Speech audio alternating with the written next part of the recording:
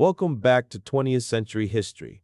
I'm back with the long video section, as I promised. The shorts with the most interactions will get an in-depth version of the history. Another story from the past today's story isn't just about a man who was born certain of who he was. It is a story about a man who was forced to become himself, piece by piece, under pressure. Before the speeches, before the headlines, before the image that history remembers, there was confusion, there was fear, there was anger that did not yet have language. There was a child learning, very early, that the world could be violent long before it could be fair. Malcolm X did not begin his life as a symbol. He began it as a problem. Society did not know how to solve and did not care to understand. What you are about to hear is not a celebration, and it is not a condemnation. It is a reckoning. A life told honestly, without shortcuts, without hero worship, and without pretending that growth is comfortable. This is the story of a man who tried on identities the way others try on armor.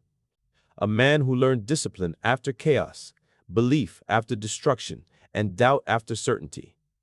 A man who discovered that loyalty can save you, and later, that it can imprison you. You will hear moments of clarity and moments of failure. You will hear anger that cuts sharply and silence that weighs even heavier. You will hear a mind changing in real time, under surveillance, under threat, and under history. This story matters not because Malcolm X had all the answers. It matters because he refused to stop asking the questions. If you are looking for comfort, this may not be the right place. If you are looking for honesty, stay. This is not the story of how a man became perfect. It is the story of how a man became serious. And once seriousness begins, there is no turning back. Let us begin. Introduction: A Life Forged in Fire. Malcolm Little was born on May 19, 1925, in Omaha, Nebraska, into a world shaped by racial hatred that was not abstract or hidden, but organized, armed, and violent. His father, Earl Little, was a Baptist minister and a dedicated supporter of Marcus Garvey's movement for black self-reliance and pride. This alone made him a target. Garveyism, which encouraged black people to see themselves as independent and worthy, was perceived as a threat by white supremacist groups who relied on fear to maintain control. Those groups were not shadows. They had names, uniforms, and rituals. They rode at night. From the beginning, Malcolm's family lived under threat. White supremacists harassed them, followed them, and eventually forced them to flee Omaha. This was not a search for opportunity, it was escape. The Littles moved to Lansing, Michigan, hoping for safety, but the same hatred followed them. Their house was burned to the ground. Their family was marked. And the message was unmistakable. There was no place where they would be allowed to live freely. Malcolm was still a child when he learned that authority did not protect everyone equally. Police did not come to save them. Institutions did not intervene. Fear was normal. Instability was constant. And violence was never far away. Then came the event that would fracture his childhood permanently. Malcolm's father was found dead, his body mutilated across trolley tracks. The official ruling was accidental death. The family knew better. The same men who had threatened him before were widely believed to be responsible, but no justice came. Instead, insurance companies refused to pay. The system closed ranks. And a young boy learned that truth did not matter when power decided otherwise. This was Malcolm X's first education, not in the classroom, but in the reality of a nation where black life could be erased without consequence. After his father's death, the family collapsed under pressure. Malcolm's mother, Louise Little, struggled to hold her children together while battling grief, poverty, and relentless scrutiny from social services. Eventually, the state intervened. Malcolm was separated from his siblings. His mother was institutionalized. The family was dismantled, not by choice, but by policy. For Malcolm, this was another lesson. The same system that claimed to protect also destroyed. By the time he entered foster care, Malcolm was already learning to hide parts of himself in order to survive. He was intelligent, articulate, and curious, but those qualities did not protect him. They often made him more visible, and visibility was dangerous. Teachers praised his abilities while quietly discouraging his ambitions. When he expressed dreams of becoming a lawyer, He was told such goals were unrealistic for someone like him. This rejection was subtle, polite, and devastating. It taught him something deeper than open hatred ever could, that limitation could be delivered with a smile. This is where the roots of Malcolm X's transformation lie. Not in hatred, but in awareness. Not in rage, but in recognition. Long before prison, long before Islam, long before speeches that shook the world, Malcolm learned that America was not broken for black people. It was functioning exactly as designed, and the child who absorbed those lessons would one day become a man who refused to stay silent about them. What shaped Malcolm X was not a single trauma, but accumulation, loss layered upon loss, displacement stacked on displacement. Each experience sharpened his awareness, even as it fractured his sense of belonging. By the time he reached adolescence, Malcolm had learned how to read rooms quickly, how to adapt his language depending on who held power, and how to mask anger beneath intelligence. Survival required flexibility. Authenticity came later. Placed in foster homes and institutions, Malcolm experienced a strange contradiction. He was often praised for his academic ability, even labeled exceptional. Yet that praise existed inside strict, invisible boundaries. Excellence was tolerated, but ambition was not. He could succeed, but only to a point that did not threaten the existing order. When authority figures redirected his dreams toward more appropriate futures, Malcolm internalized a painful truth. Society would celebrate his mind while denying his humanity. This contradiction produced something volatile. He did not simply feel excluded, he felt misled. The promise of merit, fairness, and opportunity existed in words, but not in practice. Over time, disappointment hardened into distrust. Distrust sharpened into anger. And anger, when paired with intelligence, becomes dangerous to systems built on silence. As Malcolm moved closer to adulthood, his identity became increasingly fragmented. He was no longer fully rooted in family, community, or culture. He belonged everywhere and nowhere at once. This rootlessness pushed him toward the margins, where he would later find both destruction and transformation. It also taught him something crucial. When society offers no place of dignity, people will invent their own. The introduction of this story matters because it dismantles a myth. Malcolm X did not emerge fully formed as a revolutionary. He was constructed by his environment, shaped by forces that pushed him away long before he chose to push back. His later rage, discipline, clarity, and radical honesty did not appear in isolation. They were responses, reactions, answers to questions his childhood was forced to ask too early. Understanding this beginning is essential. Without it, Malcolm X risks becoming a caricature, angry, extreme, divisive. With it, he becomes something far more unsettling and human, a man responding logically to an illogical world. This is not the story of how hatred was born. It is the story of how awareness was forged.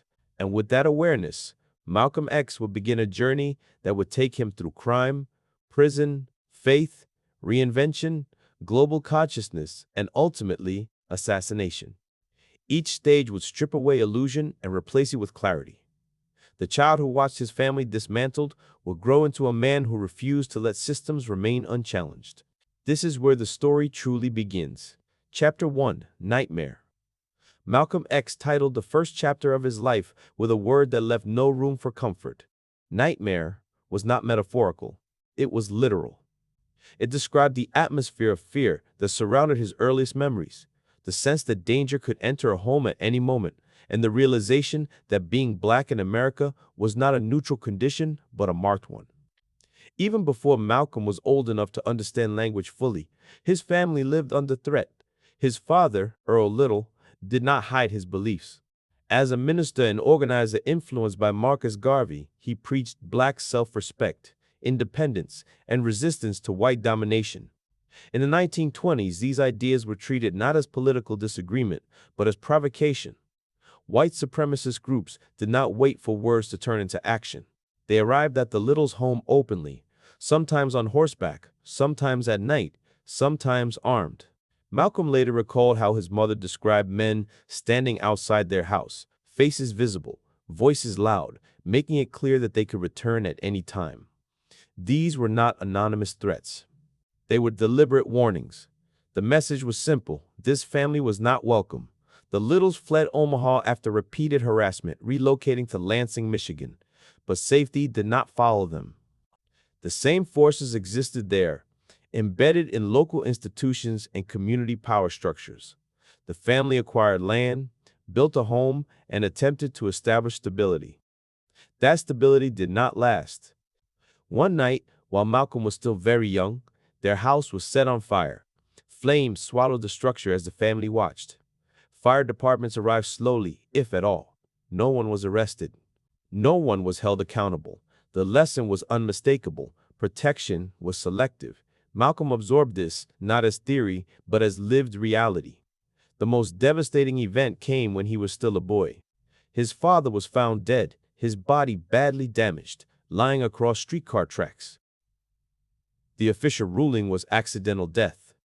Earl Little had supposedly fallen and been crushed by a passing trolley, but the family did not believe this version. Neither did many in the community. Earl had been threatened repeatedly. His death fit a pattern that everyone recognized and no one dared to challenge. What followed was almost as destructive as the death itself. Insurance companies refused to pay out, citing technicalities and the ruling of accidental death. Without income, the family sank into poverty.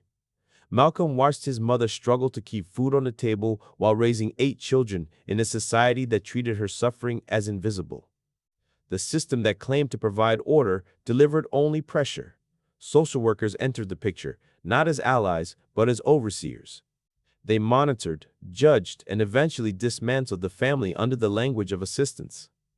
Malcolm's mother, Louise, resisted fiercely. She argued. She demanded respect. She refused to submit quietly. That resistance was interpreted not as strength, but as instability. Eventually, she was institutionalized. Malcolm was separated from his siblings and placed into foster care. The family unit that had survived threats, fire, and death was undone, not by violence, but by bureaucracy. This was Malcolm's introduction to institutional power.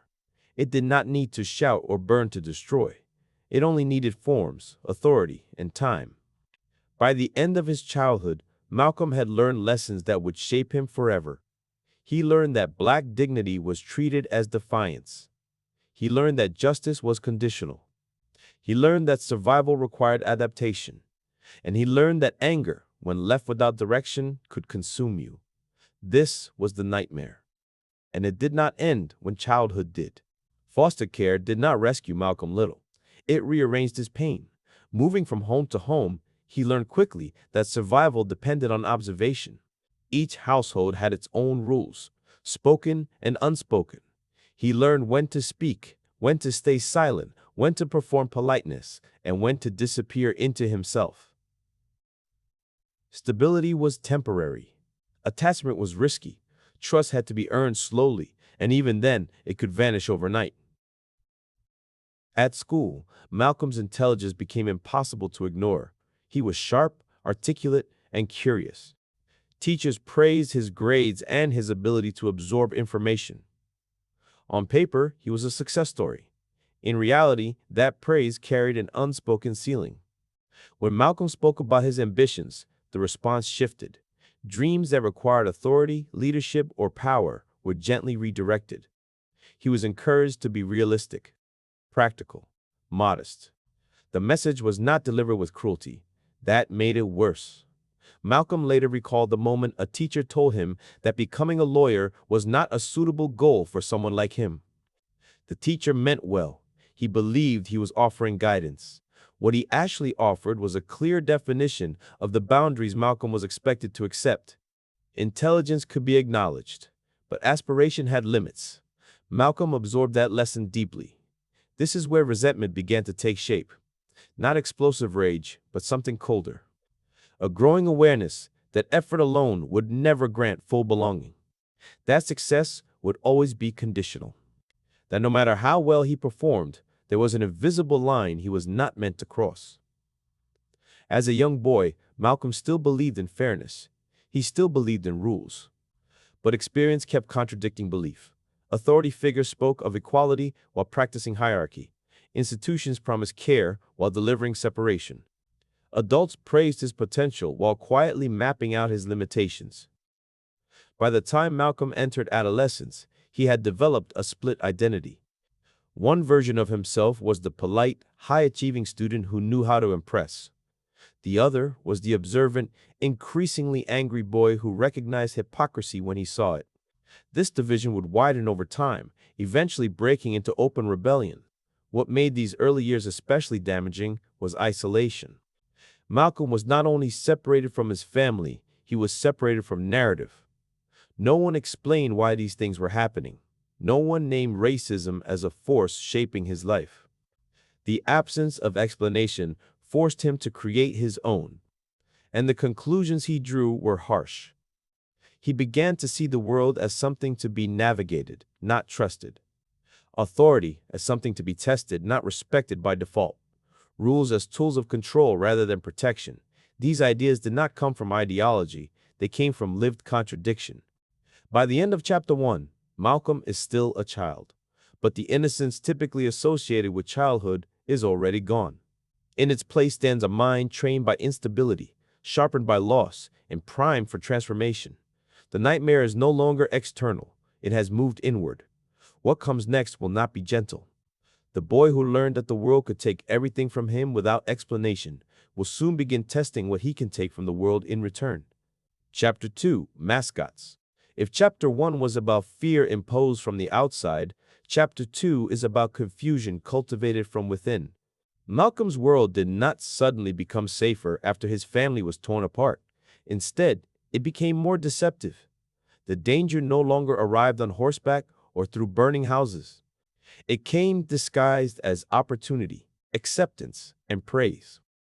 As Malcolm moved into his early teenage years, he entered environments that appeared more stable. Foster homes were cleaner. Schools were orderly. Adults spoke the language of encouragement. On the surface, it looked like progress. But beneath that surface lay a subtler, more corrosive lesson. Belonging required performance. Malcolm was learning how to become what others found comfortable. At school, he excelled. He was sharp, funny, articulate. He learned how to charm teachers and classmates alike. His ability to mimic accents, tell stories, and read people made him popular. For the first time in his life, attention felt less threatening. It felt rewarding. But the attention came with conditions. Malcolm noticed that the more he entertained, the more he was accepted. The more he played the role expected of him, the more doors opened. He became, in effect, a mascot, admired, amusing, tolerated, but never truly taken seriously as an equal. His intelligence was enjoyed as novelty. His presence was welcome so long as it did not challenge the structure of the room. He absorbed this lesson intuitively. To survive, he learned how to perform a version of himself that made white authority figures comfortable. He laughed at jokes that diminished him. He softened his anger. He reshaped his ambitions. And for a time, this strategy worked. The cost came quietly. Malcolm began to feel divided. The version of himself that succeeded in school was not the version that felt honest.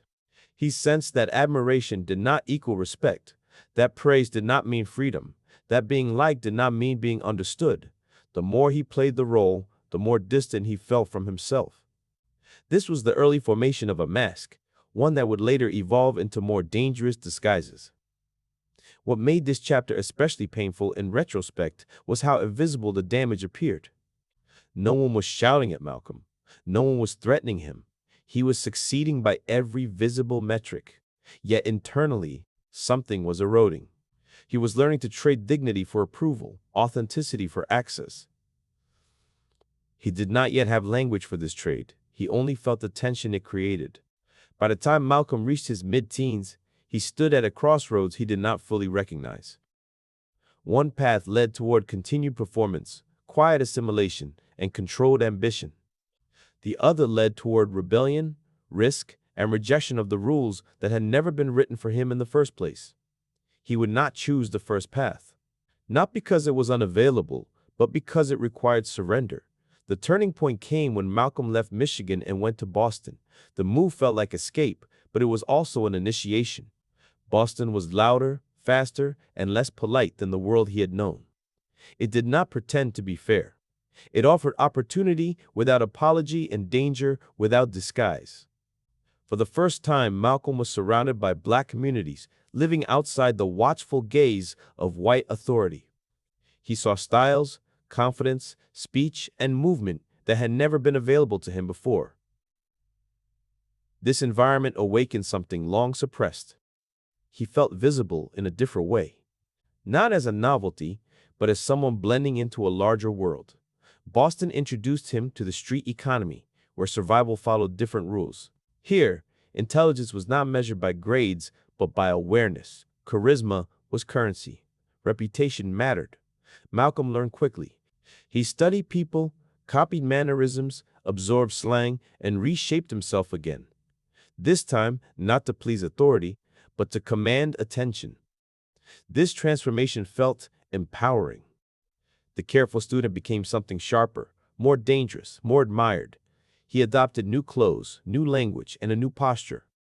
He was no longer trying to impress teachers. He was learning how to intimidate, persuade, and dominate social space. This identity offered immediate rewards, money, excitement, belonging. But the cost was heavy. What Malcolm did not yet recognize was that this world also demanded performance. The street had its own expectations, its own hierarchy, and its own traps. He was trading one form of limitation for another. Instead of being confined by politeness, he was now confined by image. Reputation became survival. Vulnerability became weakness. School faded into the background.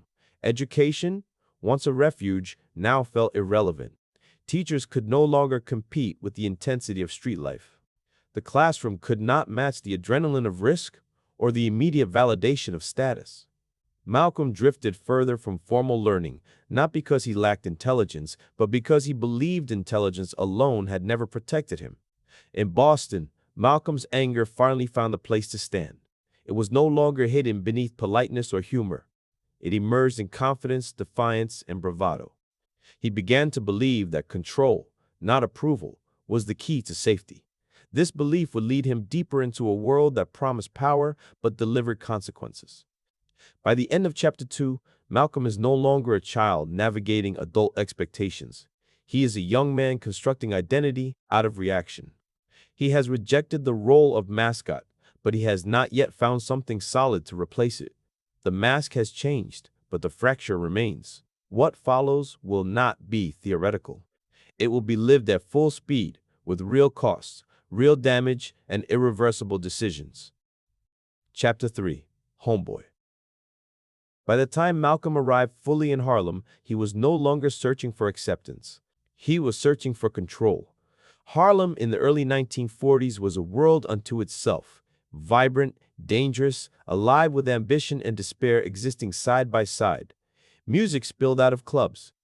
Numbers runners worked the streets. Hustlers, pimps, musicians, addicts, and dreamers all shared the same sidewalks.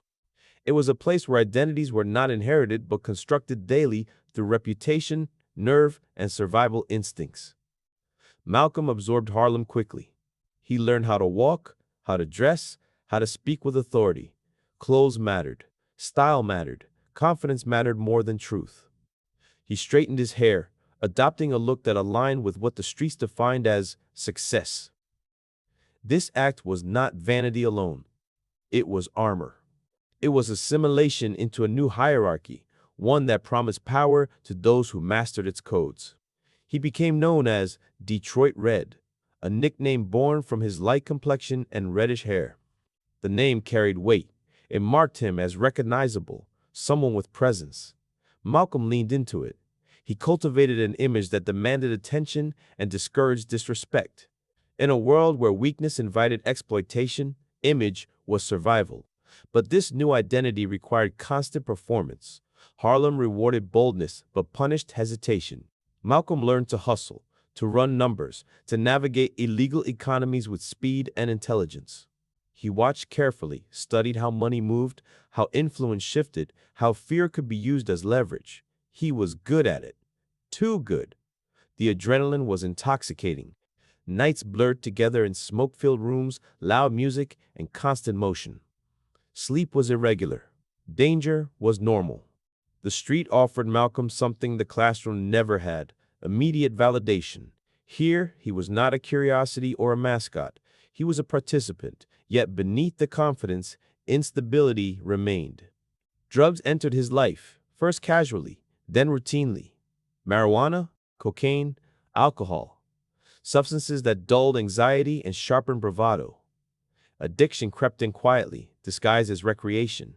Control, the very thing Malcolm sought, was slowly slipping away. What Malcolm did not yet see was that the street, like every system he had encountered before, operated on extraction. It took energy, loyalty, and eventually freedom. It rewarded brilliance briefly and punished it permanently.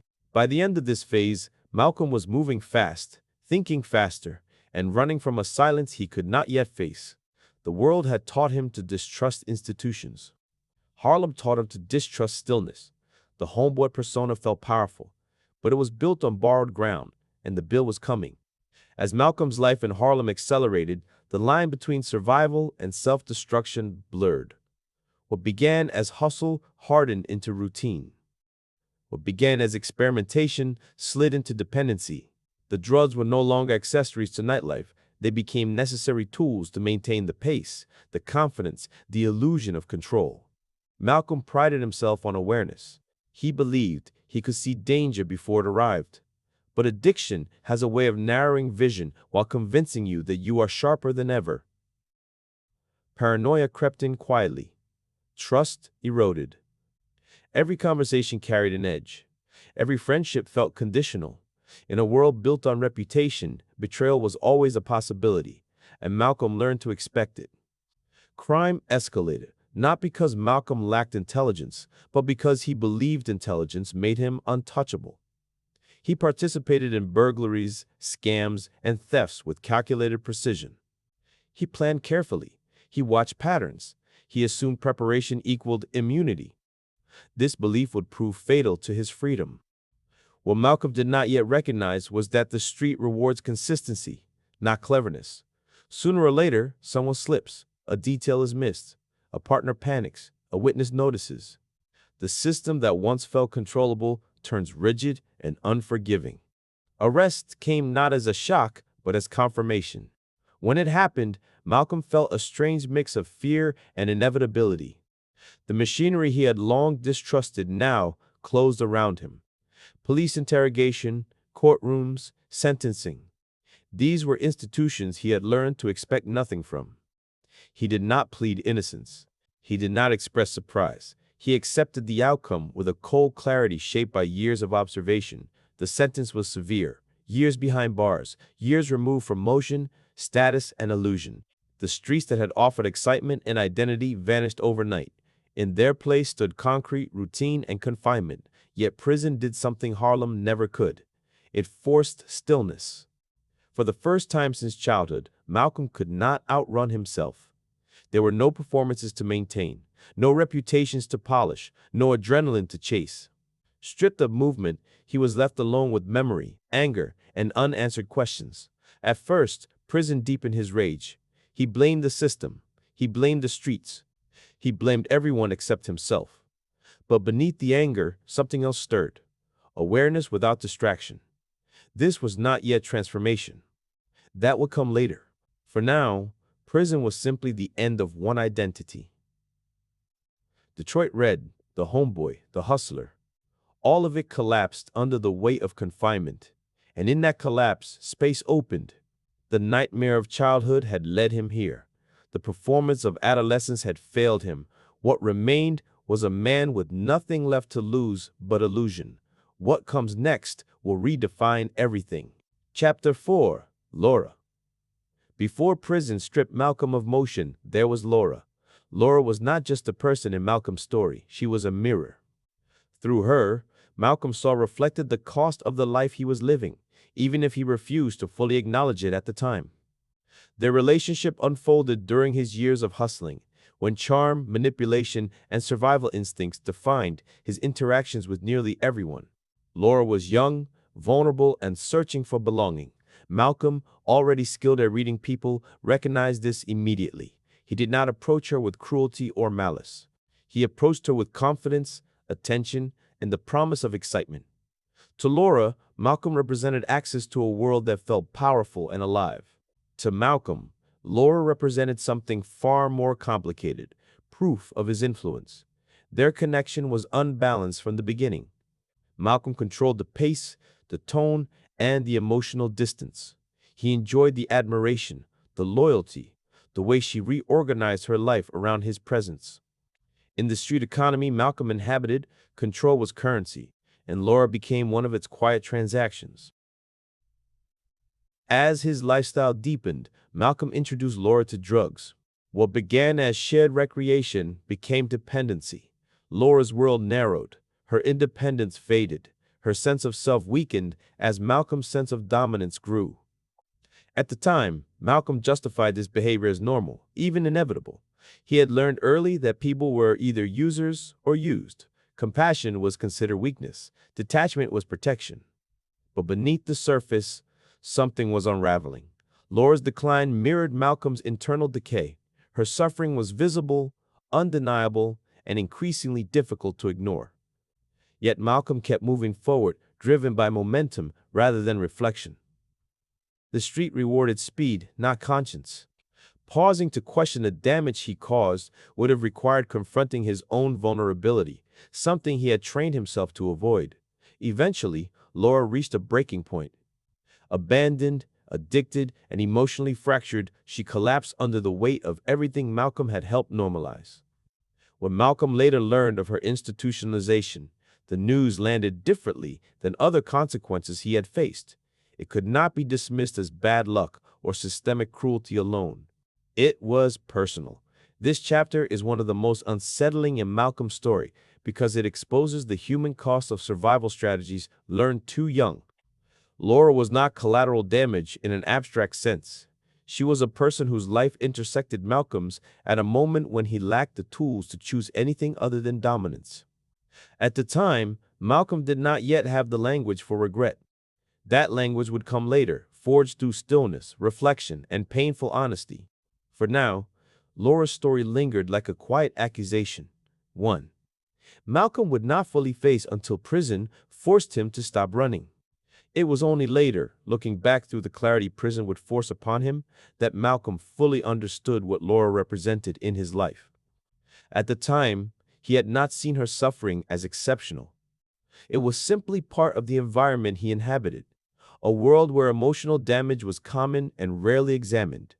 People disappeared, collapsed, or were discarded, and the street absorbed it without pause.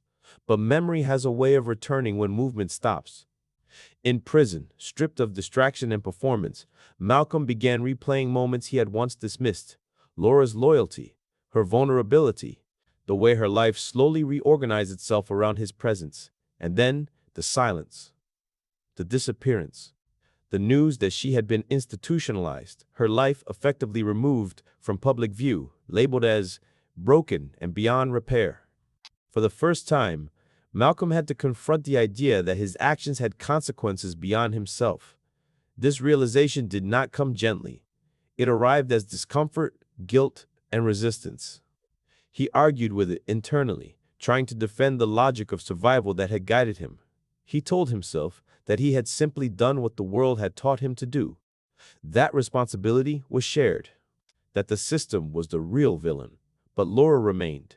Her story refused to disappear into abstraction. She was not a statistic. She was not an idea. She was someone whose trust had been exploited, whose weakness had been used, and whose collapse had been quietly accepted as inevitable. This chapter matters because it marks the first fracture in Malcolm's self-justification. Not yet repentance, not yet transformation, but awareness. A recognition that power without conscience corrodes everything it touches. That domination, even when learned as a survival tool, leaves wreckage behind. Malcolm would later speak about Laura with a rare softness, acknowledging the harm he caused without excuse. This honesty was not performative. It was earned through painful reflection. Laura became one of the figures through which Malcolm measured the distance between who he had been and who he would struggle to become. Her story also revealed something larger, the way systems of oppression reproduce damage to individuals who are themselves damaged. Malcolm had not invented cruelty. He had inherited it, adapted it, and passed it forward. Recognizing this did not absolve him, but it did begin the process of responsibility. By the end of this chapter, Malcolm is still not transformed. But something essential has shifted. The street identity that once felt powerful now carries moral weight. The confidence he once admired in himself now feels incomplete. Prison has not yet remade him, but it has slowed him enough to hear the questions he had been running from, and those questions will soon demand answers. Chapter 5. Mason Prison did not immediately reform Malcolm. At first, it intensified everything that was already inside him. When Malcolm entered the prison system, he carried his anger like armor. He distrusted guards, despised authority, and viewed incarceration not as consequence, but as confirmation of everything he already believed about the world. The system, in his mind, had proven itself corrupt long before it locked him behind bars. Inside prison, Malcolm became known for his hostility. He challenged guards verbally. He mocked religion openly. He rejected discipline as submission. Other inmates noticed his sharp intelligence and sharper tongue. Some admired it. Others avoided him. Malcolm did not care. Anger gave him identity when everything else had been stripped away. It was during this period that he encountered a man known as Bimby. Bimby was not physically imposing nor loud. What distinguished him was control. He spoke calmly. He listened carefully. He carried himself with dignity in a place designed to strip it away. To Malcolm, this was unsettling. Bimby commanded respect without intimidation, without theatrics, without violence. For the first time, Malcolm saw an alternative form of power. Bimby read constantly. He spoke clearly. He articulated ideas with precision. Other inmates gathered around him not out of fear but curiosity. Malcolm, who had always believed dominance required force or image, was forced to reconsider. Intelligence, when disciplined, could command attention more effectively than aggression. This realization cracked something open. Shortly afterward, Malcolm encountered another influence, one that would alter the course of his life completely: the teachings of the Nation of Islam. Through letters from family members, particularly his siblings, Malcolm was introduced to a worldview that framed Black suffering not as personal failure, but as historical design. For the first time, his pain was contextualized. The message resonated deeply. It named the enemy he had sensed but never fully understood. It offered explanation where chaos had ruled. It gave structure to anger and direction to resentment. At first, Malcolm resisted parts of it. He questioned doctrine. He argued theology. But the discipline appealed to him. The emphasis on self-control, abstinence, and self-respect aligned with the transformation already beginning inside him. Prison, once a place of rage, slowly became a place of study. Malcolm began reading obsessively: dictionaries, history, philosophy, religion. He copied entire pages by hand to improve his vocabulary. He rebuilt his mind with the same intensity he had once applied to hustling. This was not sudden enlightenment. It was reconstruction, and it had only just begun. As Malcolm's reading deepened, something fundamental shifted. He was no longer consuming words to pass time. He was rebuilding himself, sentence by sentence. The same intensity he had once devoted to the streets was now focused inward. He studied language until it obeyed him. He studied history until patterns emerged. He studied religion not as comfort, but as structure. The Nation of Islam offered Malcolm something he had never been given before: a framework that explained his life without requiring him to internalize blame.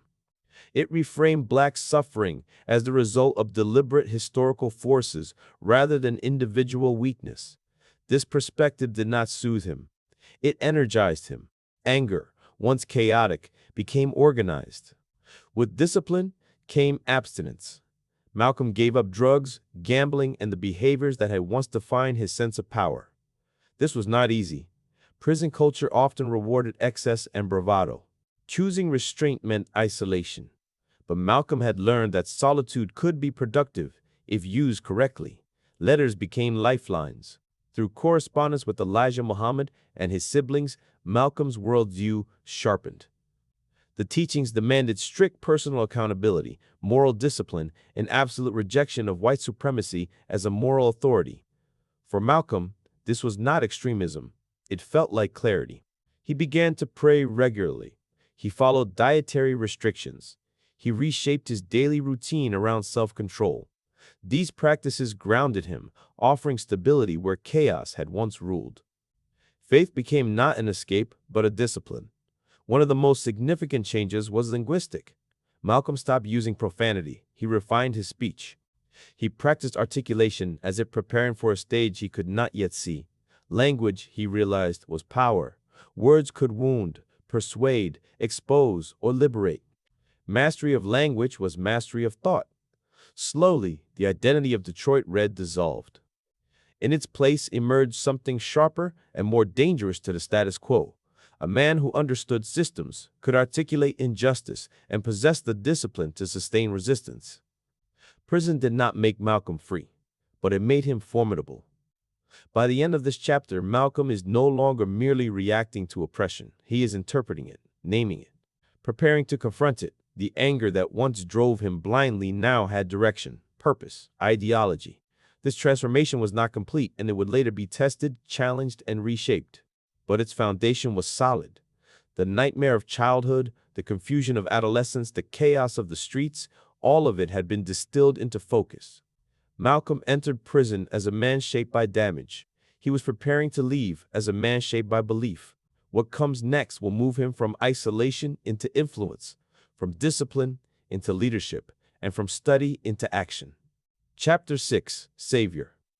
When Malcolm left prison, he did not step back into the world he had known. He entered it as someone fundamentally altered. Freedom did not arrive as celebration. It arrived as responsibility. Malcolm emerged disciplined, controlled, and fiercely committed to the teachings he had absorbed behind bars. The street identity he once relied on was gone.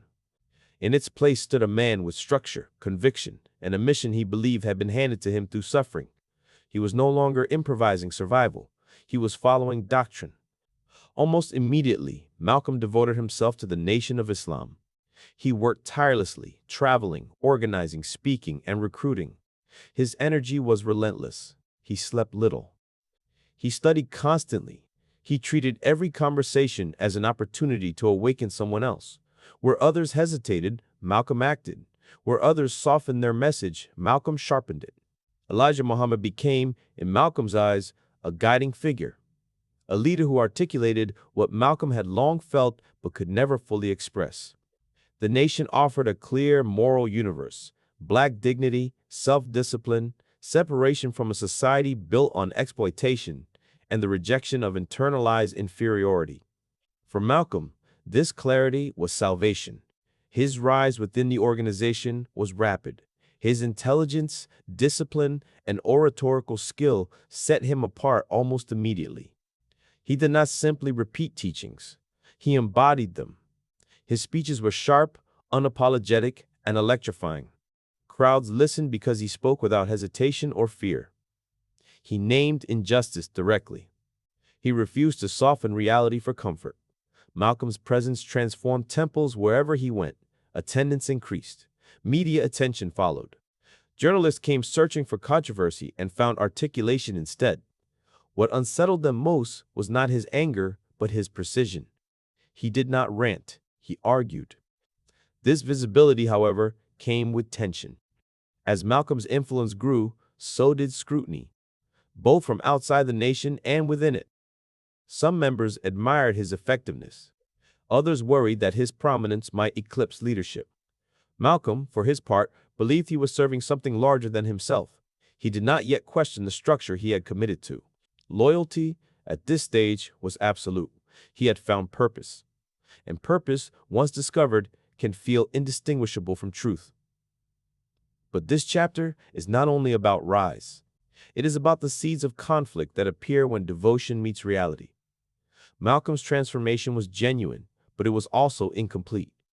He had traded chaos for certainty. He had replaced fragmentation with order. What he had not yet done was question the limits of that order. That reckoning would come later.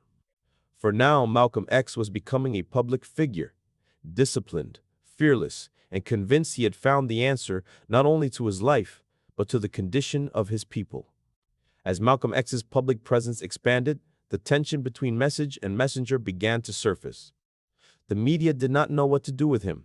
He was not deferential. He did not seek approval. He did not soften his language for white audiences. Instead, he spoke with a clarity that unsettled journalists accustomed to polite protest and symbolic reform. Reporters came looking for extremism and found discipline. They expected chaos and encountered structure. Malcolm dismantled questions calmly, exposing the contradictions embedded in American ideals of freedom and equality. His refusal to condemn black anger, combined with his insistence on self-respect and self-defense, positioned him outside the acceptable boundaries of civil discourse. This made him dangerous.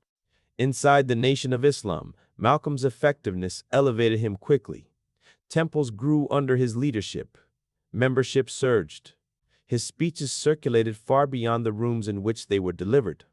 For many listeners, he articulated what they had never heard expressed publicly, that black suffering was not accidental, that dignity required separation from systems built on domination, and that liberation could not depend on the moral awakening of the oppressor. Malcolm believed completely in the righteousness of this mission. Loyalty, at this stage, was unwavering. Elijah Muhammad was not simply a leader to Malcolm, he was a symbol of order, guidance, and purpose. The nation had given Malcolm structure when his life had been formless. Questioning it felt like betrayal, yet the very qualities that made Malcolm effective also placed strain on the organization. His visibility began to overshadow institutional hierarchy. His statements drew national attention, sometimes controversy. Leadership preferred caution. Malcolm preferred truth, delivered without dilution. The external pressure intensified. Surveillance increased. Law enforcement monitored his movements. Internal security tightened. Malcolm became both the nation's greatest asset and its greatest liability. At this point in his journey, Malcolm did not yet recognize the cost of unquestioned loyalty. He believed unity required silence around internal flaws. He believed discipline demanded obedience. The lessons of prison had taught him the power of structure, but not yet the danger of unchecked authority. Still, something subtle was changing. Exposure to the wider world was widening Malcolm's perspective. He was meeting people from different backgrounds, hearing stories that complicated simple narratives, and sensing that reality resisted absolute framing. These were quiet realizations, not yet conscious challenges.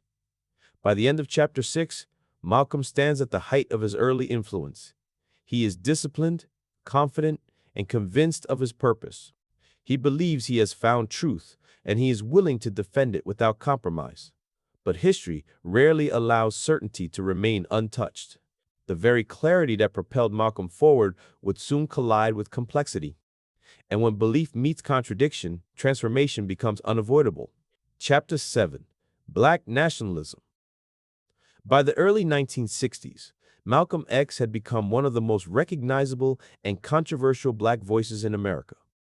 His speeches circulated far beyond Nation of Islam temples.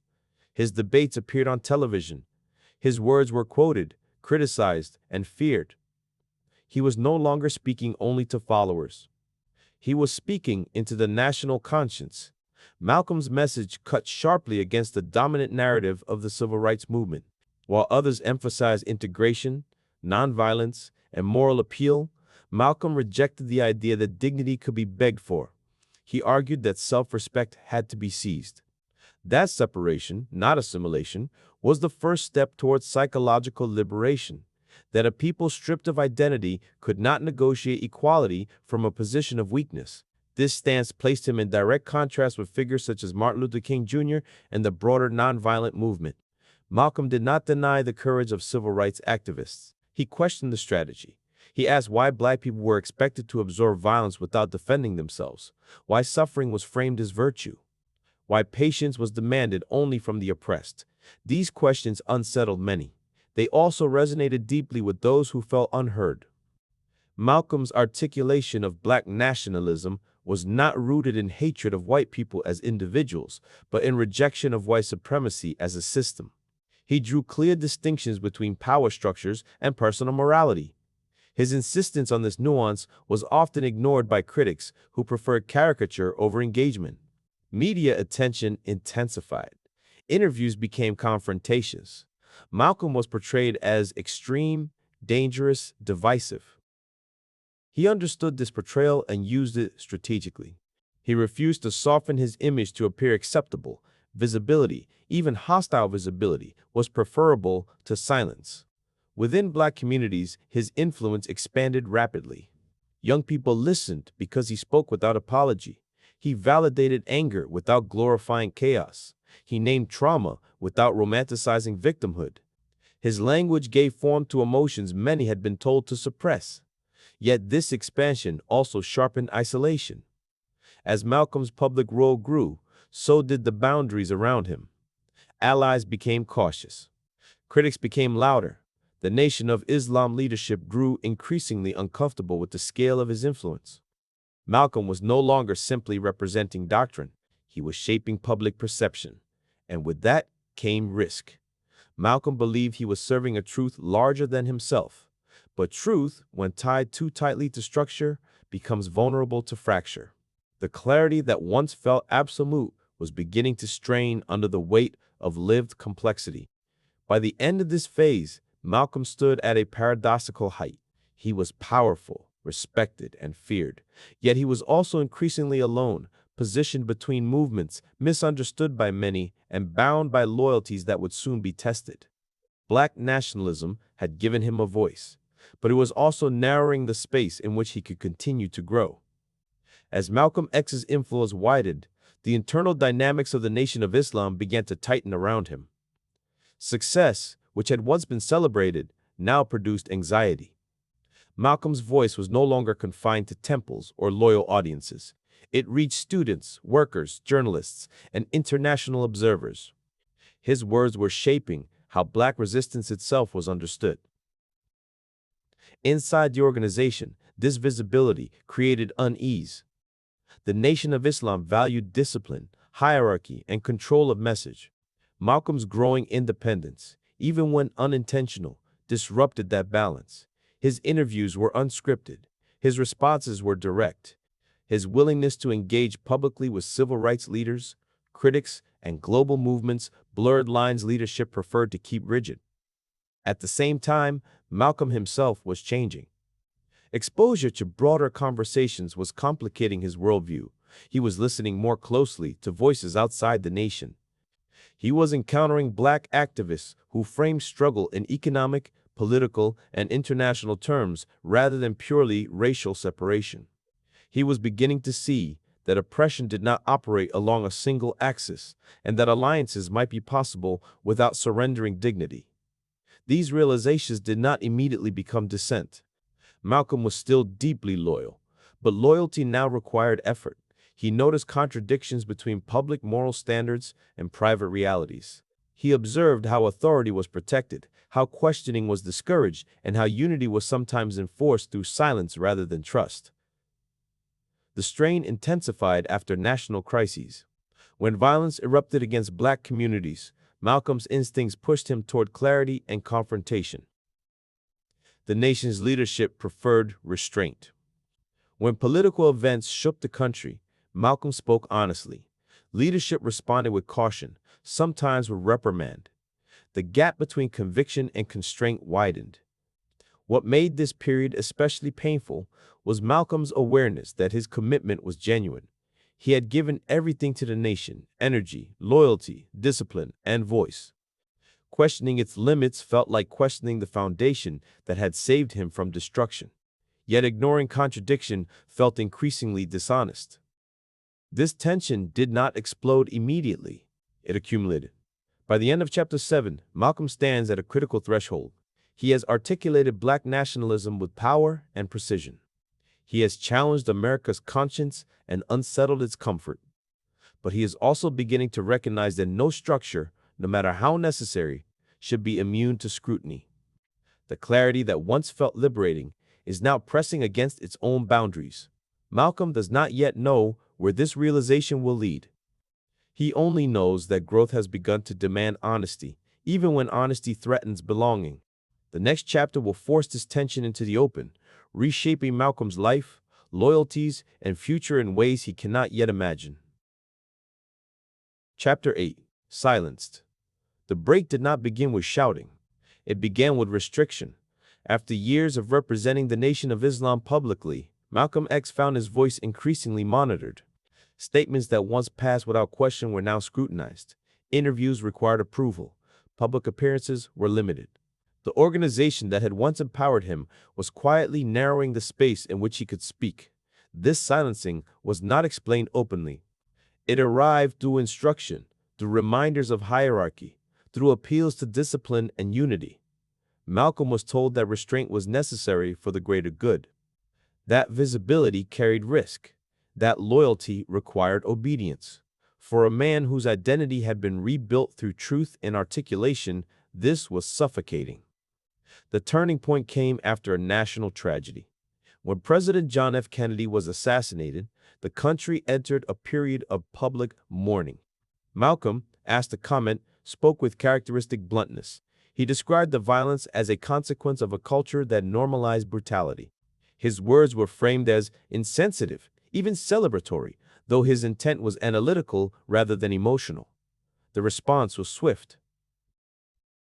The Nation of Islam suspended Malcolm from public speaking. Officially, the action was presented as discipline. Unofficially, it was a warning. Malcolm had crossed a boundary. He had spoken independently at a moment leadership deemed too dangerous. For Malcolm, this was a profound shock. He had followed doctrine, he had sacrificed comfort, he had subordinated ego to mission. And yet, when he spoke honestly, he was punished. The realization cut deeply. Loyalty was not mutual. Authority was not accountable. Unity was conditional. As weeks of silence stretched into months, Malcolm was left alone with his thoughts. For the first time since prison, he was forced into stillness without purpose. The organization that had once given him identity now withheld it. During this period, truths he had avoided began surfacing. Rumors about leadership behavior, contradictions between public morality and private conduct, patterns of control that mirrored the very systems the nation claimed to oppose. Malcolm did not immediately reject the nation, but belief was no longer effortless. Silence, instead of producing obedience, produced clarity. He began to understand that any movement demanding unquestioned loyalty risks becoming indistinguishable from the structures it resists. By the end of this phase, Malcolm was no longer merely disciplined. He was disillusioned. And once disillusionment begins, return becomes impossible. Silence did not protect Malcolm X. It exposed him. As his public voice was restricted, his vulnerability increased. Removed from the protection of organizational authority, Malcolm found himself in an unstable position, visible, controversial, and no longer shielded by unity. Threats escalated. Surveillance intensified. Former allies became distant. Loyalty fractured along lines of obedience rather than trust. The Nation of Islam had not only muted him, it had isolated him. This isolation forced Malcolm to confront realities he had previously avoided. He learned more about internal corruption within leadership. He recognized patterns of power that mirrored the very domination he had spent years condemning. The discipline he once admired now appeared rigid. The hierarchy he once defended now seemed protective of authority rather than truth. These realizations were painful. Malcolm had given everything to the nation. His loyalty had been sincere.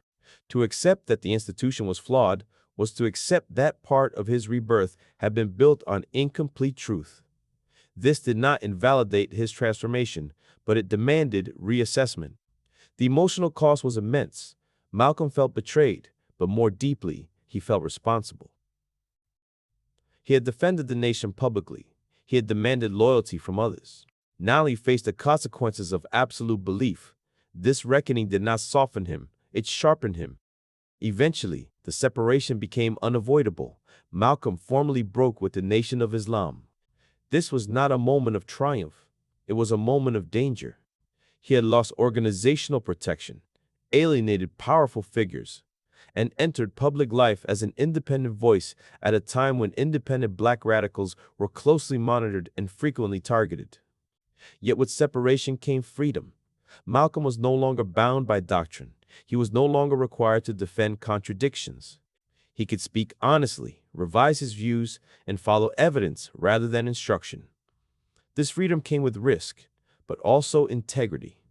He began to redefine himself, not as a representative of a movement, but as a student of reality.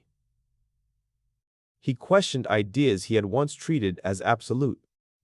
He listened more than he spoke. He allowed complexity to replace certainty. By the end of chapter 8, Malcolm X stands alone, exposed, threatened, but intellectually unbound. The structure that once gave him strength has fallen away. In its place stands responsibility. The next phase of his life will be his most dangerous and his most transformative. Free from institutional constraint, Malcolm will confront the world directly, and in doing so, he will evolve beyond the limits of any single ideology. Chapter 9. Pilgrimage. Breaking away from the Nation of Islam did not leave Malcolm X empty, it left him open. For the first time since prison, he was no longer anchored to a fixed doctrine. This freedom was exhilarating and terrifying. He had lost protection, status, and certainty, but gained something rarer, the ability to change without permission. Malcolm knew that if he was going to speak honestly to the world, he first had to confront the limits of his own understanding. That confrontation took him far beyond American borders. His decision to travel was not symbolic. It was necessary. Malcolm's journey to Africa and the Middle East exposed him to a reality that contradicted much of what he had previously believed. He encountered Muslims of every skin tone, praying side by side. He met leaders, intellectuals, and revolutionaries who framed black struggle not as an isolated American problem, but as part of a global pattern of colonialism and exploitation. The most transformative moment came during his pilgrimage to Mecca. There, Malcolm witnessed racial unity he had never seen before. Men who would have been considered white in America treated him as a brother. They shared food, prayer, and space without hierarchy. This experience did not erase Malcolm's anger toward oppression. It refined it. For the first time, he separated white supremacy from whiteness itself. This distinction was profound. It did not weaken his critique of injustice. It strengthened it by grounding it in evidence rather than assumption. Malcolm began to understand that systems, not skin color alone, were the engines of domination. That alliances were possible without surrendering dignity. That solidarity could exist without denial of history. This realization did not come easily. It required Malcolm to publicly revise his views, something few leaders are willing to do. But Malcolm did not see revision as weakness. He saw it as growth. Returning from his travels, Malcolm spoke with a new tone, still urgent, still uncompromising, but broader, more precise. Less confined by absolutism. He now framed the struggle of Black Americans as a human rights issue rather than solely a civil rights issue. This shift placed America under global scrutiny rather than domestic debate. The danger increased immediately. A Malcolm X who could evolve was far more threatening than one locked into predictable rhetoric. He was no longer easy to label or dismiss. He had stepped outside the ideological boxes assigned to him. By the end of this phase, Malcolm was not abandoning his past. He was integrating it. The nightmare of childhood, the discipline of prison, the certainty of nationalism, all of it was being reorganized into something larger. A worldview that refused simplification. When Malcolm X returned to the United States, he was no longer the man the country thought it understood. He had not abandoned his past, but he had outgrown its limits. The clarity he gained abroad sharpened his voice rather than softening it. His critique of America became more precise, more dangerous, and more difficult to dismiss. Malcolm now spoke of Black struggle as a human rights issue, not merely a civil rights concern. This reframing was strategic and moral. Civil rights, he argued, were negotiated within the boundaries of the American system. Human rights placed that system itself on trial before the world. It invited international accountability. It challenged the legitimacy of oppression rather than asking for reform within it. This shift alarmed many. Malcolm began building new organizations, independent of the Nation of Islam, aimed at uniting black people across ideological, religious, and national lines. He reached out to activists he had once criticized. He listened. He debated. He revised. His evolution was public and unapologetic. He did not claim infallibility. He claimed responsibility. At the same time, danger closed in. Threats became constant. Surveillance intensified. His movements were tracked. His speeches were monitored. Former allies viewed him as a traitor. Enemies saw an opportunity. Malcolm understood the risk clearly. He spoke openly about the likelihood of his own death. This was not bravado. It was assessment, yet he refused to retreat. What made Malcolm especially vulnerable in this period was his honesty. He admitted past errors. He acknowledged complexity. He resisted the comfort of absolute positions. In a climate that rewarded certainty and punished nuance, this made him unpredictable, and unpredictability is what systems fear most. Despite the pressure, Malcolm pressed forward. He believed that truth demanded motion, that clarity required courage, that growth, even when dangerous, was necessary. His final vision was not one of reconciliation through denial, nor separation through hatred. It was a vision rooted in dignity, self-determination, and global solidarity against exploitation in all its forms. By the end of Chapter 9, Malcolm X stands transformed again, not purified, not perfected, but expanded. He has moved beyond borrowed identities and rigid doctrines.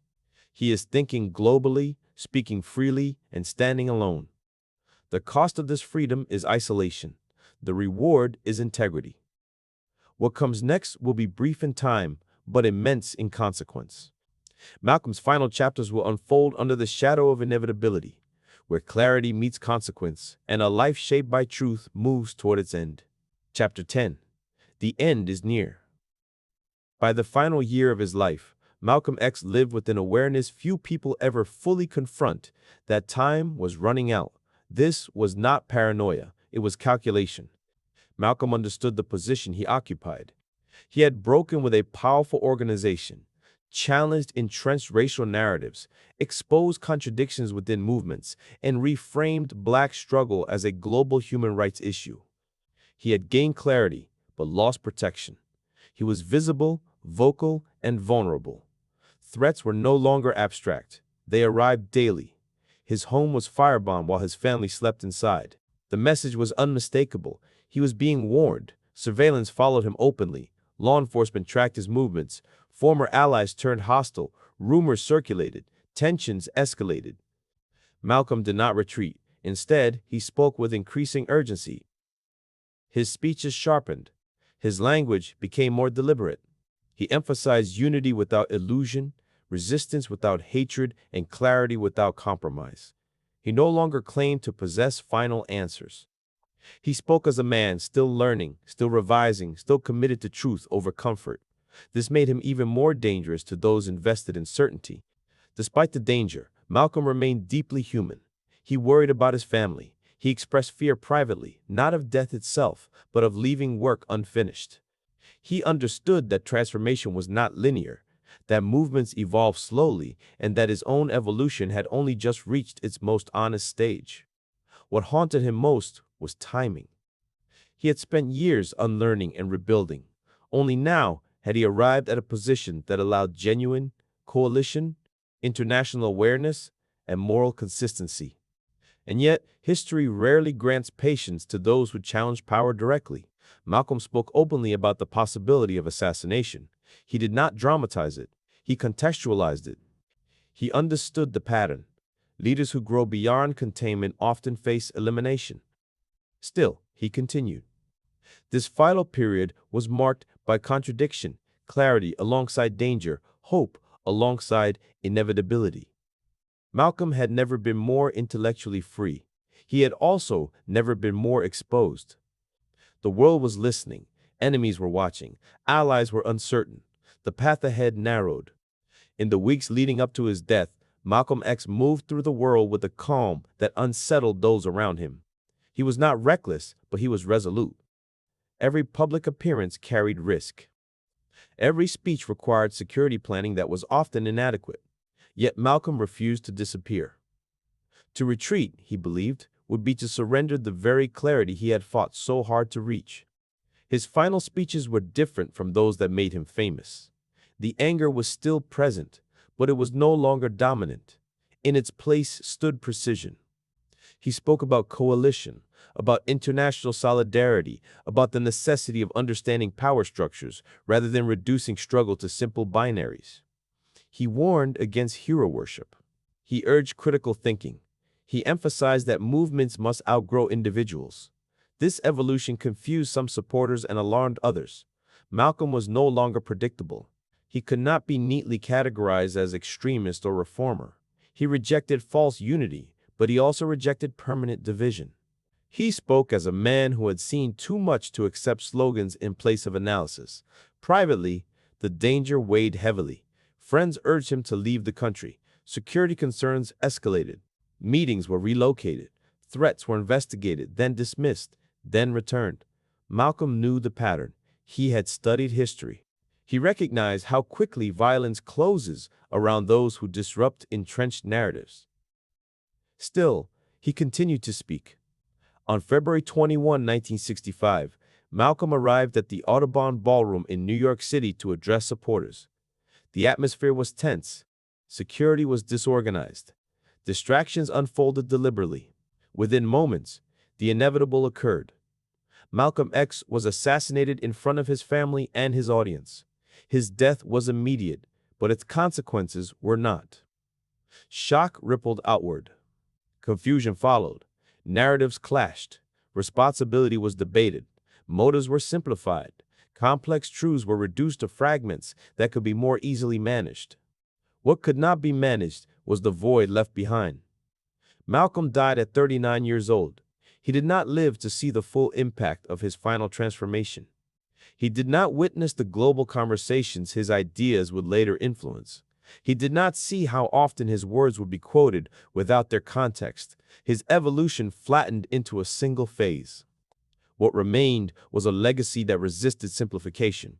Malcolm X's life did not move in a straight line. It moved through fracture, discipline, certainty, doubt, and growth. He was never static. He never claimed perfection. His greatest strength was not his anger or his rhetoric, but his willingness to change publicly when truth demanded it.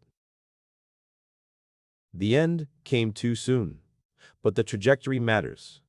Because Malcolm X did not die as a symbol frozen in time. He died as a man still becoming. Chapter 11. Aftermath. Aftermath. Malcolm X's assassination did not end a life alone. It ruptured a moment in history. In the immediate aftermath, confusion dominated. News spread rapidly, but clarity did not. Reports conflicted. Responsibility blurred. Public reaction fractured along familiar lines. Grief, fear, denial, justification. Some mourned openly. Others minimized his significance. Many rushed to claim or reshape his legacy before it could settle into something uncontrollable. Alex Haley, who had been working closely with Malcolm on his autobiography, found himself confronting a strange responsibility. The man he had been listening to, questioning, and documenting was suddenly gone. The story was unfinished. The voice that had been evolving was silenced mid-thought.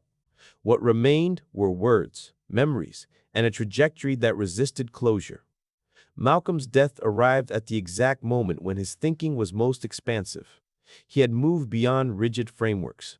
He had begun building bridges without illusions. He had reframed Black struggle in global terms while refusing to abandon local truth. He was no longer confined by a single movement, doctrine, or audience. This made his absence especially destabilizing.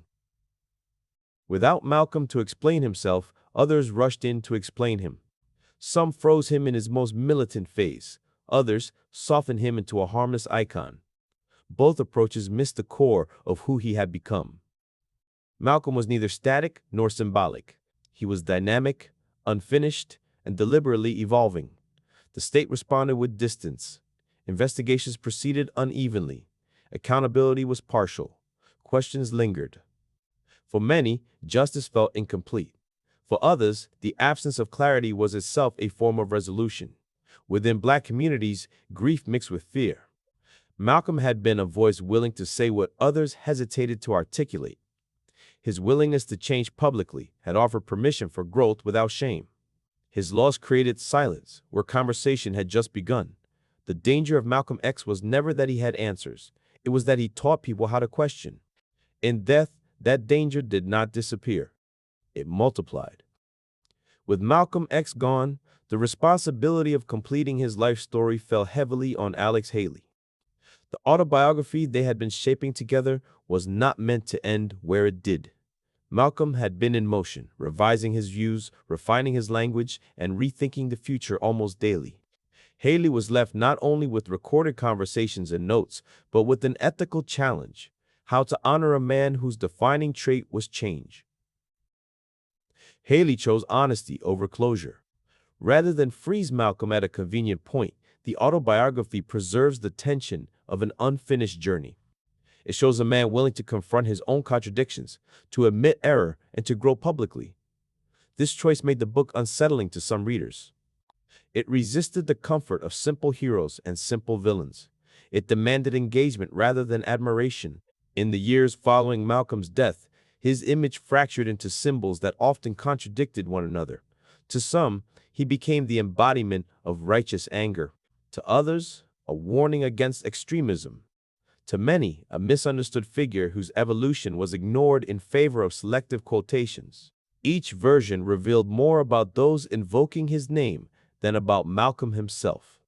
What endured, however, was the discipline of his thinking. Malcolm X did not offer doctrine meant to be memorized. He modeled a process.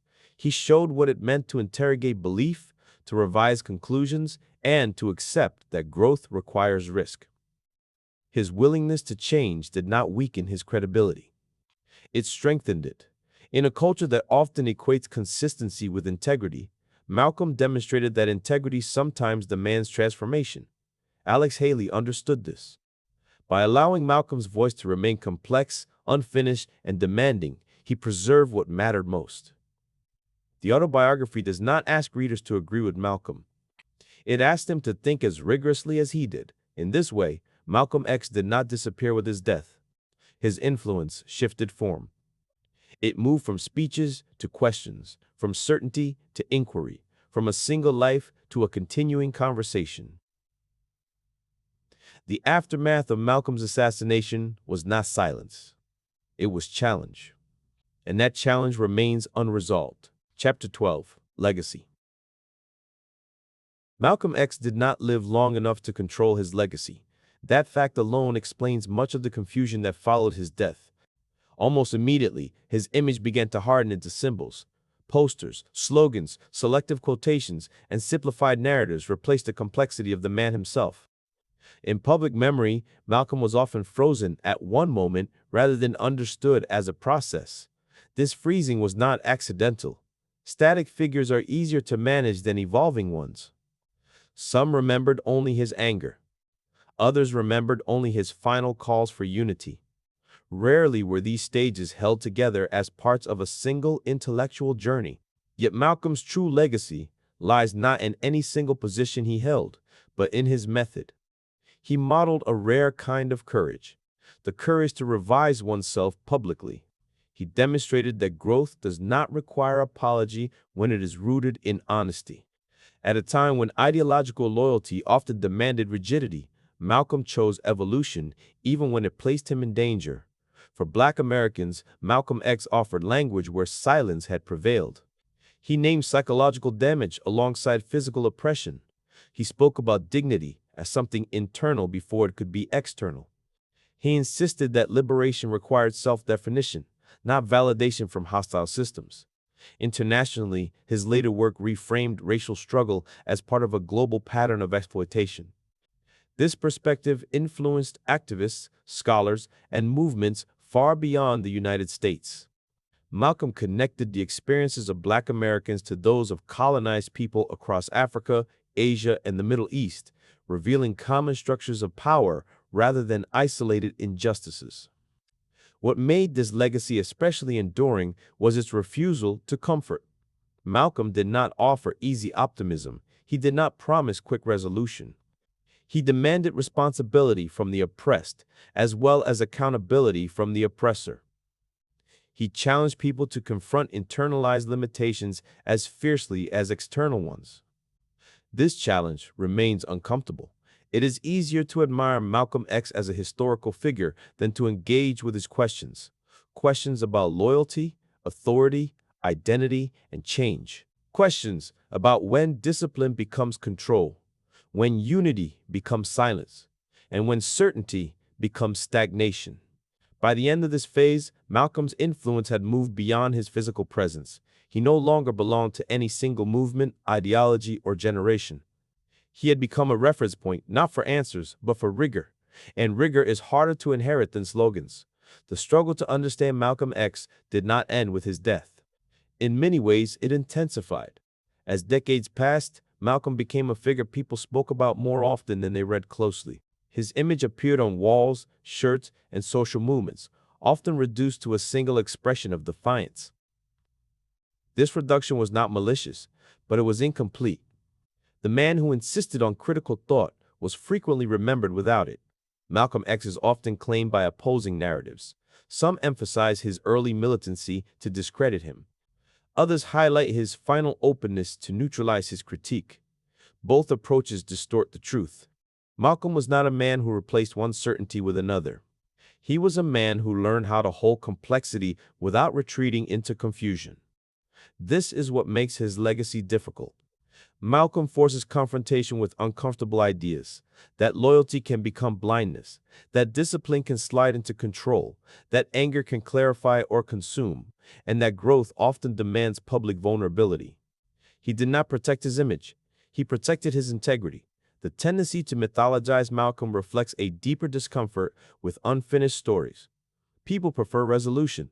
Malcolm refused it. His life suggests that identity is provisional, that belief must remain accountable to reality, and that dignity requires both resistance and self-examination. For modern audiences, Malcolm X remains unsettling because his questions have not expired. Systems of inequality persist. Narratives of progress often outpace lived experience. Movements still wrestle with the balance between unity and critique. In this sense, Malcolm is not a historical figure alone. He is a mirror. Alex Haley understood this when he preserved the arc rather than the conclusion. By allowing Malcolm's contradictions to stand, the autobiography refuses to simplify a life shaped by pressure, intelligence, error, and courage. It invites readers not to agree, but to engage. Malcolm X did not ask to be remembered as a hero. He asked to be understood as a man who thought seriously about the world and refused to stop thinking when answers became uncomfortable. That refusal is his inheritance. His legacy is not a doctrine to follow. It is a responsibility to think. Chapter 13. Witness. By the time Malcolm X's life story reached its final written stages, something unusual had happened. The man who once spoke with absolute certainty had become a witness rather than a prophet. He no longer claimed to possess final truths. Instead, he testified to what he had seen, learned, rejected, and rebuilt. This shift mattered. Malcolm's later voice was now weaker than his earlier one. It was more accountable. He spoke less to dominate conversation and more to clarify it. He emphasized process over position, analysis over allegiance.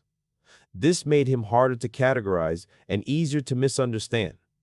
Witnessing, for Malcolm, meant refusing to simplify experience for the sake of persuasion.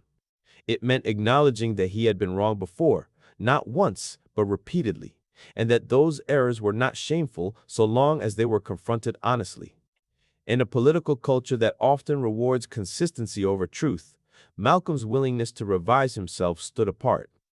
He spoke increasingly about responsibility, not only the responsibility of governments or institutions, but the responsibility of individuals to remain awake. He warned against replacing one unquestioned authority with another. He cautioned movements against mistaking unity for silence. He urged people to educate themselves deeply rather than memorize slogans. This made his final period quieter in some ways, but also more radical. Malcolm's role had shifted from mobilizer to educator. He believed that real liberation required intellectual independence, not simply emotional alignment. He encouraged people to read widely, to study history globally, and to understand power structurally rather than personally. This perspective did not erase anger, it disciplined it. As a witness, Malcolm no longer needed to perform certainty. He allowed ambiguity to exist without panic. He acknowledged fear without surrendering resolve. He accepted that progress might come too slowly for one lifetime. This acceptance did not mean retreat. It meant realism. By the end of this phase, Malcolm X had become something rare, a public figure willing to be unfinished. He offered no final doctrine, only testimony. He placed responsibility back into the hands of those who listened. The witness does not command belief. He invites examination. What distinguished Malcolm X in his final phase was not certainty, but discipline of thought. He had learned that conviction without examination becomes fragile, and that movements built on rigid answers often collapse when reality refuses to cooperate. Rather than offering a finished philosophy, Malcolm offered a method: observe carefully, question honestly, and remain willing to revise. This is why his later words feel less like commands and more like conversations. Malcolm spoke increasingly about the danger of intellectual laziness. He warned against repeating ideas simply because they felt empowering. He urged people to understand history deeply, to trace systems rather than blame individuals, and to resist the temptation of emotional shortcuts. Anger, he believed, could open the eyes, but only thought could guide action. In this way, Malcolm became less a leader to follow and more a standard to measure oneself against. He understood that testimony carries responsibility. To witness is not merely to recount events, but to interpret them with care. Malcolm refused to romanticize his past. He spoke openly about mistakes, harm caused, and beliefs he had outgrown. This honesty was not self-punishment, it was accountability. The power of this chapter lies in its refusal to resolve tension. Malcolm does not present a final answer to race, power, or liberation. He leaves those questions open, insisting that each generation must confront them anew. His life, as told through this autobiography, becomes a record of thinking under pressure. Thinking shaped by trauma, sharpened by discipline, and expanded through exposure to the wider world. This refusal to close the argument is deliberate. Malcolm understood that certainty can be comforting, but comfort rarely produces justice. Growth, by contrast, is uncomfortable. It requires doubt, courage, and the willingness to stand alone when necessary. By modeling this process, Malcolm offered something more enduring than ideology. He offered intellectual integrity. As this chapter closes, the reader is left not with a doctrine to adopt, but with a challenge to accept.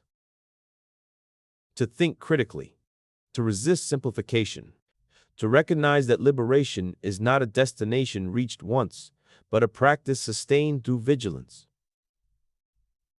Malcolm X's final contribution was not an answer to history. It was an invitation to engage with it honestly. Chapter 14, Epilogue, by Alex Haley. Alex Haley did not set out to write an ending shaped by absence. When he began working with Malcolm X, the project was meant to document a living mind in motion. Interviews stretched over years. Conversations evolved. Positions shifted. Malcolm's willingness to revise himself made the autobiography a rare thing, not a justification of the past, but a record of transformation. Malcolm's assassination shattered that process. In the epilogue, Haley does not pretend to replace Malcolm's voice. He does not attempt to resolve unanswered questions or impose meaning where uncertainty remains. Instead, he positions himself as a witness to a life interrupted, a recorder of what was said, what was changing, and what was left unfinished. Haley reflects on the intensity of their final conversations. Malcolm was not slowing down. He was accelerating intellectually. His thinking had become broader, more inclusive, and more strategically complex. He spoke of alliances, international frameworks, and the necessity of seeing oppression as systemic rather than personal. These ideas were still forming. They had not yet solidified into doctrine. This is what makes Malcolm's death especially tragic in Haley's telling. Not simply that a life ended violently, but that a mind engaged in rare public evolution was silenced mid-process. Haley emphasizes that Malcolm was not retreating from struggle, he was refining it. The epilogue also addresses responsibility. Haley understood that completing the book required restraint. To editorialize too heavily would distort the very integrity Malcolm valued. To sanitize would betray the honesty they had cultivated. Haley chose instead to let Malcolm's contradictions stand, trusting readers to grapple with complexity rather than consume conclusions. In doing so, Haley preserved the autobiography's most radical quality, its refusal to offer comfort. Malcolm X is not presented as a finished symbol. He is presented as a human being whose thinking demanded effort, whose growth demanded courage, and whose life demanded engagement. Haley's epilogue does not close the story. It opens a responsibility. In the closing passages of the epilogue, Alex Haley turns his attention to the weight of responsibility involved in telling another person's life, especially a life as contested and emotionally charged as Malcolm X's. Haley acknowledges that no biography can be neutral. Choices must be made about what to include, what to emphasize, and what to leave unresolved. His task, he understood, was not to protect Malcolm's image, but to protect the integrity of his voice. Haley reflects on Malcolm's insistence that the truth of his life be told plainly, without apology or cosmetic revision. Malcolm did not want to be remembered as flawless. He wanted to be remembered as honest. This insistence shaped the entire structure of the book. It explains why moments of error, cruelty, certainty, and doubt all remain visible. Haley resisted the urge to smooth these edges because smoothing would have erased the very process that defined Malcolm's character. What Haley came to respect most was Malcolm's seriousness about self-examination. Few public figures are willing to document their own mistakes while still alive, let alone allow those mistakes to stand as part of their legacy. Malcolm understood that confession, when rooted in accountability rather than shame, was a form of strength. Haley recognized this as one of Malcolm's most radical contributions. The epilogue also addresses the danger of turning Malcolm into a symbol divorced from struggle. Haley warns, implicitly, against idolization that replaces understanding. To admire Malcolm without engaging his ideas is to miss the purpose of the book. The autobiography is not a monument. It is a record of thinking under pressure. As Haley closes, he does not claim that Malcolm X's life provides solutions. Instead, he suggests that it offers orientation. It shows what happens when a person refuses intellectual laziness, resists imposed identities, and remains willing to revise belief in light of experience. The epilogue ends without finality. This is deliberate. Malcolm X's life did not conclude with answers neatly arranged. It concluded with questions sharpened by experience and urgency. Haley leaves those questions with the reader, trusting that responsibility now shifts outward. The story ends on paper. The reckoning does not. Chapter 15. Ossie Davis on Malcolm X. When Ossie Davis stood before the crowd to speak after Malcolm X's assassination, he did not attempt to soften the loss. He did not translate Malcolm into something easier to mourn. Instead, he spoke plainly, honestly, and with the gravity that matched the moment. His words did not seek comfort, they sought truth. Ossie Davis understood that Malcolm X was not a man who could be honored with politeness. He described Malcolm as a man who was honest in a country that punished honesty, fearless in a society that rewarded compliance, and uncompromising in a culture that preferred gradualism over justice. Davis did not deny Malcolm's anger. He contextualized it. He framed it not as hatred, but as moral clarity born of lived experience. What Davis emphasized most was Malcolm's humanity. He reminded the audience that Malcolm was not born radical. He was shaped by violence, exclusion, erasure, and betrayal. Shaped by a nation that demanded patience from those it refused to protect. Malcolm's militancy Davis argued, was not a deviation from American values. It was a response to their failure. Davis spoke of Malcolm's courage to change publicly, to admit error, to grow, to abandon certainty when evidence demanded it. This, Davis suggested, was Malcolm's greatest threat to the status quo. Not his anger, but his independence. Not his rhetoric, but his refusal to be owned by any single ideology. He also addressed the discomfort Malcolm caused and why that discomfort mattered. Malcolm did not reassure America. He interrogated it. He forced the nation to confront contradictions it preferred to ignore. Davis argued that this role was not destructive, but essential. Societies that silence their most challenging voices stagnate. In honoring Malcolm, Ossie Davis did not ask the audience to agree with everything he said. He asked them to recognize the cost of his honesty. Malcolm paid with isolation, surveillance, and ultimately his life. That cost, Davis implied, should not be wasted. The tribute ends not with closure, but with obligation.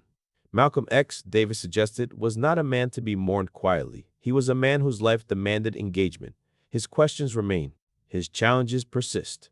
His refusal to accept easy answers stands as a test for anyone serious about justice. Malcolm X did not ask for comfort. He asked for courage. And in that demand, his voice continues. Closing reflection.